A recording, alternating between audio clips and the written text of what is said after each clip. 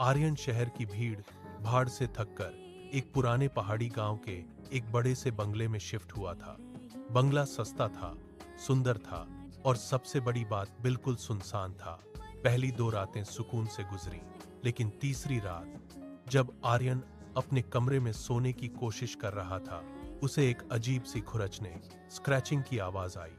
आवाज दीवार के पीछे से नहीं बल्कि दीवार के अंदर से आ रही थी। आईना और सच आर्यन उठा और लाइट जलाई। आवाज बंद हो गई। उसने सोचा शायद चूहे होंगे। मैं बाथरूम गया और मुंह धोने के लिए जैसे ही आईने दर्पण की तरफ देखा, उसकी सांस अटक गई। आईने में उसका चेहरा बिल्कुल साफ था, लेकिन उसके कंधे पर एक हाथ दिखाई दे रहा था।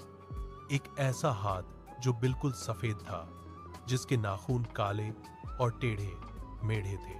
आर्यन तेजी से पीछे मुड़ा, लेकिन वहां कोई नहीं था। जब उसने वापस आईने में देखा तो वो हाथ अब उसके गले के पास था। रात का सन्नाटा।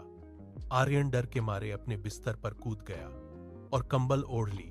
उसे महसूस हुआ कि बिस्तर का एक कोना धीरे से दब रहा है, जैसे कोई वहां बैठ गया हो।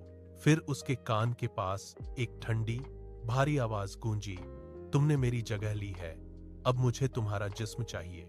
आर्यन ने हिम्मत करके कंबल हटाई, लेकिन कमरा खाली था। बस एक चीज बदल गई थी। उसके कमरे की सारी लाइट्स अपने आप गुल हो गई थी। अंधेरे में उसने देखा कि दरवाजे के पास एक साया खड़ा है। वह साया धीरे धीरे आर्यन की तरफ बढ़ने लगा।